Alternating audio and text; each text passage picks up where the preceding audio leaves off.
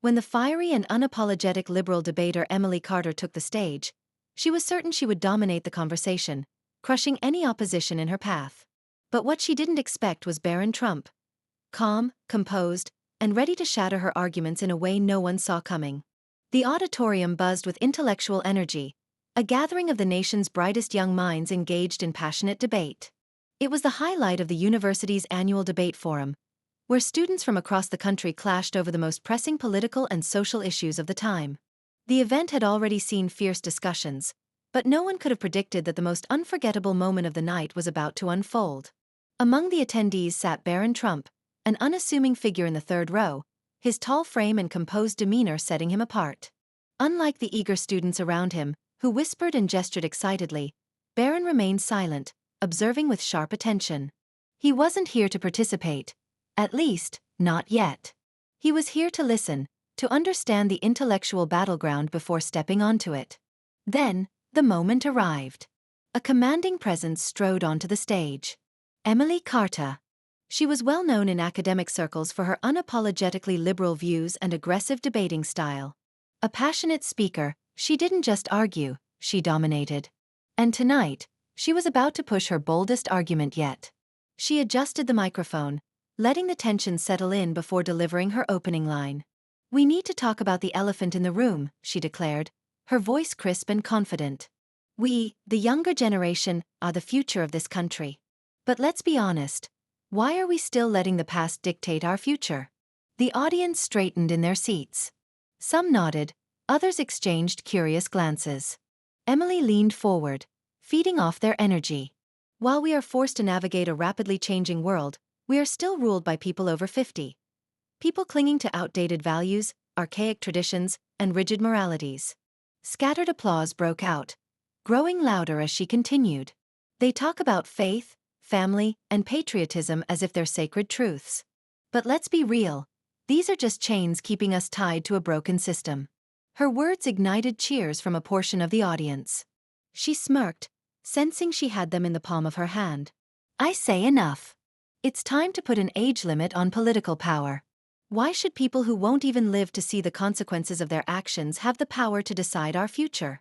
The reaction was explosive. Some students leaped to their feet in applause, while others shifted uncomfortably, unsure whether they agreed or not. And then, amidst the noise, Barron Trump sat motionless, his expression unreadable. Emily noticed him but paid no mind. She was on a roll. These so-called leaders built their wealth on privilege and oppression. And now they want to lecture us on morality? More cheers erupted. But Barron? He simply listened. Because while Emily spoke with fire, he was waiting for the perfect moment to extinguish it. The atmosphere in the debate hall shifted as Barron Trump slowly stood up. The crowd, which had been buzzing with applause and chatter just moments ago, fell into a tense silence. All eyes were now locked on him. Emily Carter, still standing at the podium, crossed her arms with a smirk. She had faced many opponents in debates before, and in her mind, Barron was just another privileged voice about to be dismantled. "Well, well," she drawled, her voice dripping with sarcasm. "Look who decided to grace us with his opinion. The golden boy himself." A few chuckles rippled through the audience, but Barron remained unfazed. His steps were deliberate, his expression calm, his posture unwavering. He reached the podium, adjusted the microphone with careful precision, and let a moment of silence stretch between them before he spoke. "Thank you, Emily, for sharing your perspective," he began, his voice steady and composed. "Your passion is evident, and passion is important. But passion without wisdom is like a fire without control. It burns everything in its path, including the good." A murmur ran through the crowd. Emily's smirk faltered just slightly. She had expected anger, defensiveness, or even hesitation. Instead, Barron's approach was measured, his words carefully chosen. He turned his gaze toward the audience. "You claim that anyone over 50 should have no say in our country's future," he continued, looking directly at Emily. "That their values, beliefs, and experiences are outdated, even burdensome. But tell me, Emily, what research did you use to form your arguments? What tools helped you craft your points today?" Emily rolled her eyes, her stance firm. "Oh, I don't know, Barron. Maybe the internet, AI, academic articles, modern resources? What's your point? Barron gave a small, knowing nod. And who do you think created those tools? A pause. The audience shifted in their seats. Emily's confidence flickered for just a second before she let out a short, dismissive laugh. Are you seriously trying to defend the same generation that's responsible for climate change, war, economic disparity? Barron tilted his head slightly. I'm not denying their mistakes. But let me ask you this. If you were building a bridge, would you ignore everything engineers before you have learned? Would you throw away their knowledge and try to reinvent it from scratch? Emily folded her arms, impatience creeping into her expression. Obviously not. Barron turned back to the audience. Yet that's exactly what you're proposing, he said smoothly. To erase history instead of learning from it. To silence experience rather than build upon it. A wave of quiet agreement rippled through the room. Emily's expression hardened. History hasn't exactly been kind to everyone, Barron. Some of us don't want to repeat the mistakes of the past. Barron smiled slightly, not condescending, but understanding. You're absolutely right. But in order to avoid past mistakes, we have to understand them first. Burning down the past doesn't build a better future. It only leaves us in the dark. The room was no longer just listening. They were thinking. Barron Trump's words echoed through the auditorium, shifting the energy in the room. Just moments ago, the crowd had been rallying behind Emily Carter, but now, a sense of uncertainty rippled through the audience. This was no longer just another debate. It had become a true ideological clash. Some students hesitantly started clapping. Then, more joined in, their applause growing stronger. Emily's supporters still stood firm, but the tide was shifting. Barron let the silence linger before speaking again. Now, I want everyone here to take a moment and think, he said, his voice steady. Today we stand in this room, freely expressing our ideas. We debate. We challenge each other. But who gave us this right? Who built the foundation that allows us to be here? The room fell still. Barron didn't wait for a response. The very people you want to silence, Emily. The people over 50. The ones who fought for the freedoms you now take for granted. Emily's confident smirk wavered slightly. Her posture, once rigid and defiant, shifted. Easy for you to say, Barron, she snapped. You grew up in privilege. What do you know about real struggles? Barron inhaled slowly, his composure unwavering. Emily, the easiest way to dismiss someone is to refuse to listen to their story, he replied. You're arguing that people should be ignored just because of their age. But tell me, when we grow older, will we also be cast aside?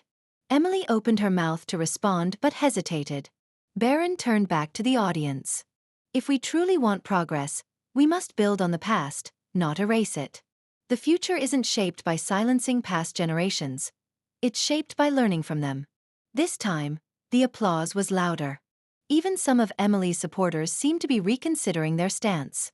But the debate wasn't over yet. Emily Carter wasn't ready to back down. Snatching the microphone, her eyes burned with defiance. Nice speech, Barron, she said sarcastically. But let's be real. This is just another polished performance. The truth is, people like you don't get to talk about struggle. Barron remained still, unshaken by her attack. Emily turned to the audience, gesturing dramatically. Look at him. Standing there, talking like we all had the same opportunities. But we didn't. We weren't born into wealth. We don't see the world from a mansion. Some students cheered. She was trying to turn the focus away from the argument and onto Barron himself. But he didn't flinch. So, you believe a person's ideas are only valid if they come from a specific background? Barron asked calmly.